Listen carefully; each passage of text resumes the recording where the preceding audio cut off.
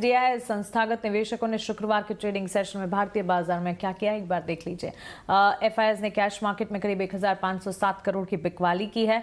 DIIs ने cash market में 1373 करोड़ की खरीदारी की है। वायदा बाजार की अगर बात करें, यहाँ पर एफआईएस की तरफ से बिकवाली देखने को मिली है। एफआईएस ने इंडेक्स फ्यूचर्स में 225 करोड़ की बिकवाली की है, वहीं इंडेक्स ऑप्शंस में एफआईएस ने करीब 541 करोड़ की बिकवाली की है।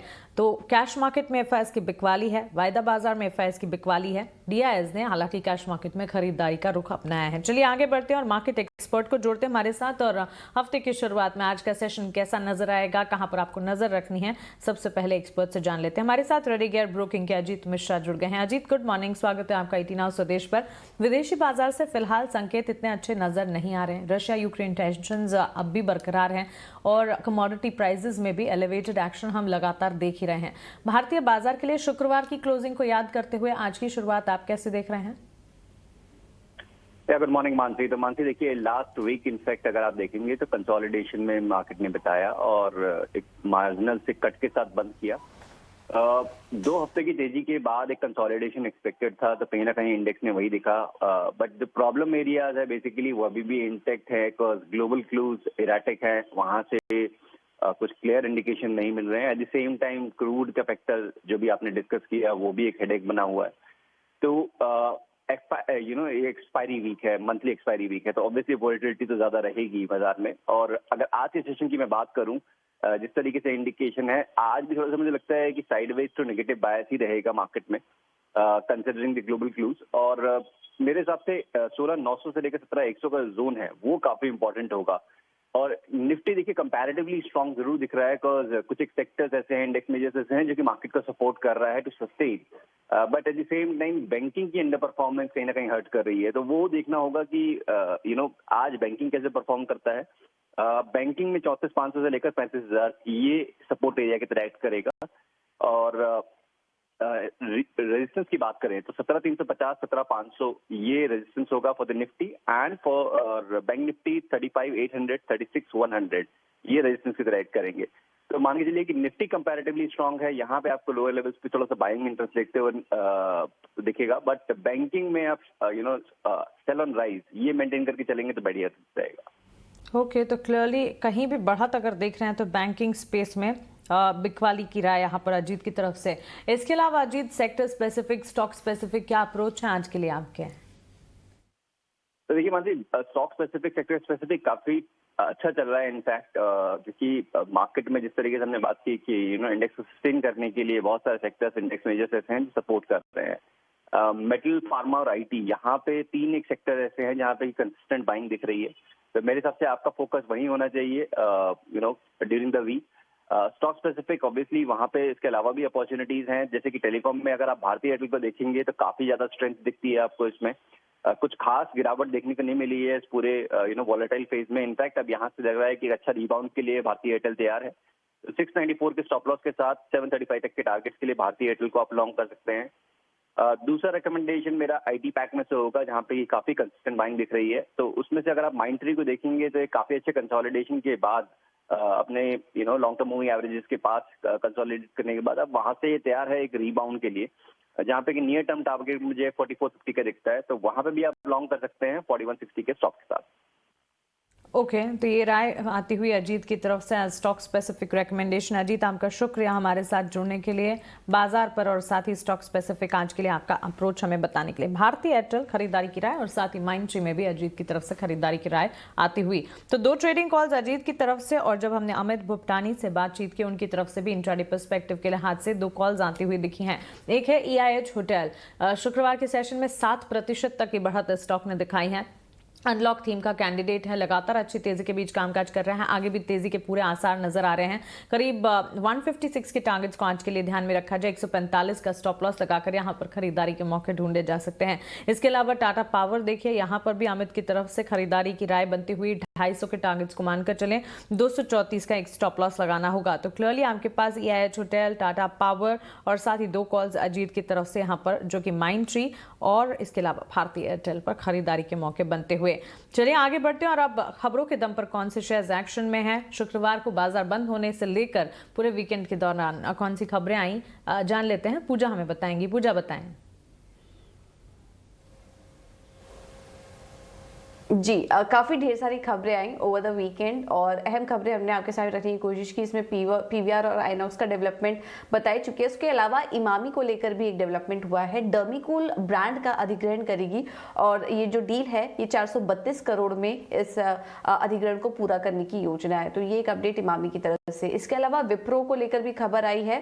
FY22 के लिए 5 रुपए प्रति शेयर के अंतरिम डिविडेंड को कंपनी ने मंजूरी दे दी है।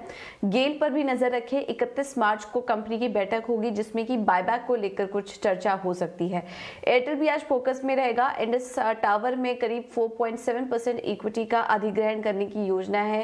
ये जो डील है ये 3388 करोड़ में हो सकती है और इसके अलावा 187 रुपए प्रति शेयर में डील होने की संभावना है। इस वक्त जो प्राइस है वो 202 रुपए प्रति शेयर का है इंडस टावर का, तो करीब 7% डिस्काउंट पर ये ट्रांजेक्शन एग्जीक्यूट हो सकता है। LNT पर भी नजर रखिए। भारतीय नौसेना से कंपनी को ऑर्डर मिला है मल्टीपर्पज व्हीकल यानी कि MPV बनाएगी कंपनी के लिए और भारतीय नौसेना से करीब 887 करोड़ का ये कॉन्ट्रैक्ट मिला है। तो आज LNT भी फोकस में रहेगा। अदानी टोटल पर भी नजर रखिए। अहमदाबाद से पहला EV चार्जिंग स्टेशन लॉन्च किया है और देश में करीब 1500 इलेक्ट्रिक व्हीकल चार्जिंग स्टेशन स्थापित करने का लक्ष्य है। ये एक डेवलपमेंट अदानी टोटल के से होता हुआ नजर आया।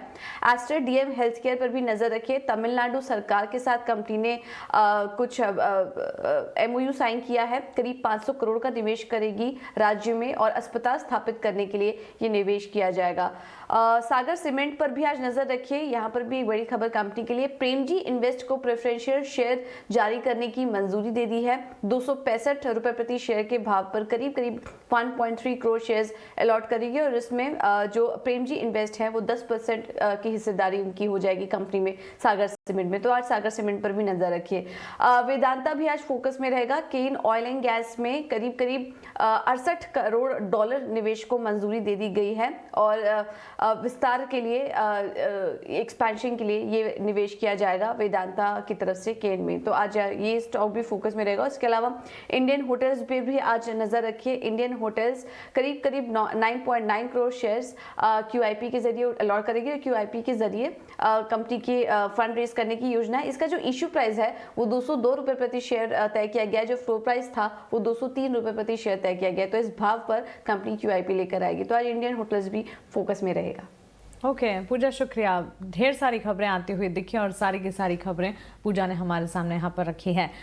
इस बीच फार्मा सेक्टर के लिए एक अहम खबर आई है। 1 अप्रैल से 850 से ज़्यादा ज़रूरी दवाओं के दाम बढ़ सकते हैं। जी हाँ, ये खबर क्या है, उससे जुड़ी डिटेल्स क्या हैं, सब कुछ जान लेते हैं। दानिश ये बताने के लिए हमारे साथ जुड़े हैं। दानिश बताएं, ज़रूरी दवाएं महंगी होती हुई दिखेगी, क्या डिटेल्स है हमारे पास?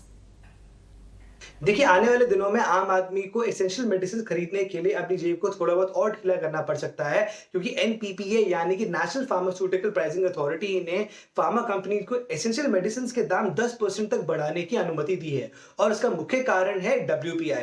2021 में हमने देखा था कि जो WPI था वो 10.8% था और इसी के बैकड्रॉप पे फार्मा कंपनीज को एक छोटी मोटी रिलीफ देने के लिए NPPA ने अपनी तरफ से ये कदम उठाया है और इसका इफेक्ट जो होगा 850 फॉर्मुलेशंस पर होगा और कुछ दवाइयां जैसे कि पेन किलर्स, एंटी इन्फेक्शन या वो दवाइयां जो कार्डियक कंडीशन में यूज करी जाती हैं या एंटीबायोटिक्स, ये सारी दवाइयां होंगी जो 10% तक अब बढ़ सकती हैं। जहां तक रिलीफ की बात है, ये फार्मा कंपनीज के लिए छोटी मोटी रिलीफ की बात जरूर है, क्योंकि उन्होंने एक तरह से 20% तक का हाइक मांगा था और इसका कारण था जिस तरह से रॉ मटेरियल के दाम हम बढ़ते हुए दिन बर दिन देख रहे हैं, तो उसी के चलते फार्मा कंपनीज ने NPPA से रिक्वेस्ट करी थी। तो कुल मिलाकर अगर देखा जाए तो जहां फार्मा कंपनीज के लिए एक तरह से रिलीफ की खबर है, वही दूसरे हाथ पर एक कॉमन मैन यानी कि एक आम आदमी के लिए ये खबर उतनी अच्छी नहीं है और 1 अप्रैल ऑनवर्ड्स आपको एसेंशियल मेडिसिन खरीदने के लिए अपनी जेब से और पैसा थोड़ा बहुत खर्च करना पड़ेगा। बिल्कुल दानिश, शुक्रिया।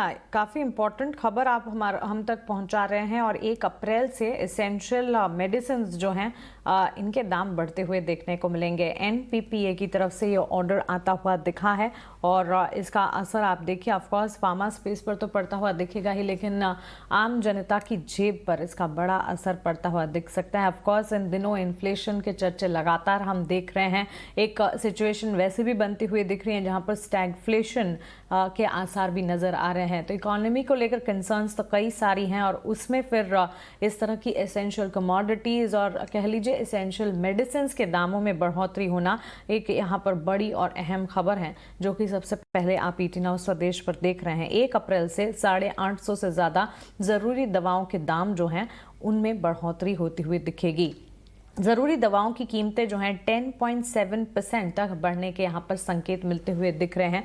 फार्मा स्पेस में इन दिनों सरप्राइजिंग मूव्स हमने देखे हैं। खबरों के दम पर कई सारे स्टॉक्स हैं अप्रूवल्स के चलते, US FDA अप्रूवल्स के चलते कई सारी कंपनियां हैं जो कि फोकस में आए दिन रहती हैं, लेकिन दवाओं को लेकर प्राइजेस बढ़ने वाली जो ये खबर है इम्पैक्ट करती हुई सेक्टर को और साथ ही आम लोगों को देखने को मिलेगी। चलिए आगे बढ़ते हैं और अब जान लेते हैं कि ब्रोकरेजेस के रडार पर आज कौन से शेयर्स हैं, ब्रोकरेज रिपोर्ट्स आज कौन से आते हुए दिखे हैं। बताने के लिए ख्याति हमारे साथ मौजूद है।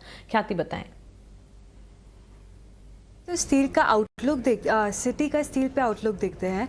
चीन के अलावा सभी कंट्रीज़ में देखिए तो मेटल्स की काफ़ी मजबूत मांग है और टाटा स्टील और JSPL में काफ़ी टॉपिक रखा है।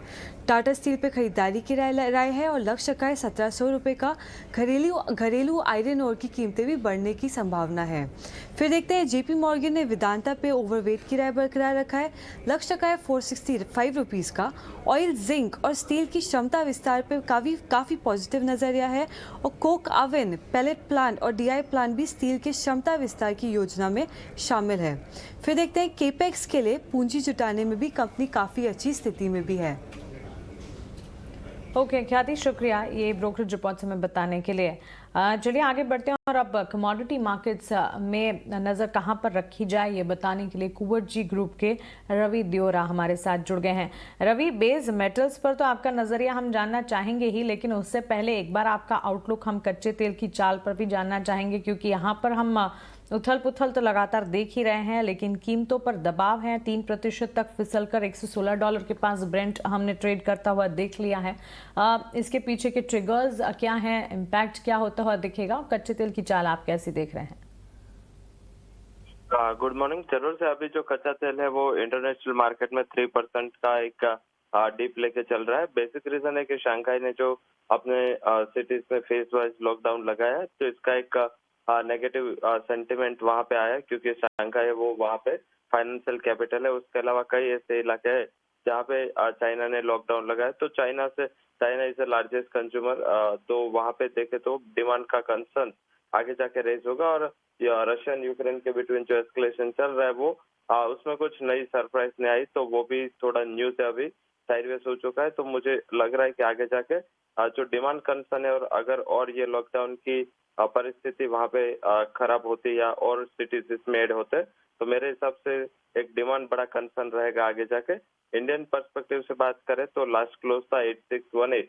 अगर ये 2 से 3% गैप डाउन खुलता है तो उसके बाद कोई भी उछाल आए तो आपको बेचना है। स्टॉप लॉस आपको अराउंड कल के क्लोज के करीब ही लगाना है। मुझे लग रहा है कि डोमेस्टिक मार्केट में जो क्रूड ऑयल के प्राइसेस है वो डाउन साइड 8300 तक जा सकते हैं, तो I think sell on rise रखे। थोड़ा प्रॉफिट बुकिंग यहाँ पे ड्यू था एंड ये न्यूज ट्रिगर बनेगा, तो यहाँ से और अनवाइंडिंग देखने को मिल सकता है।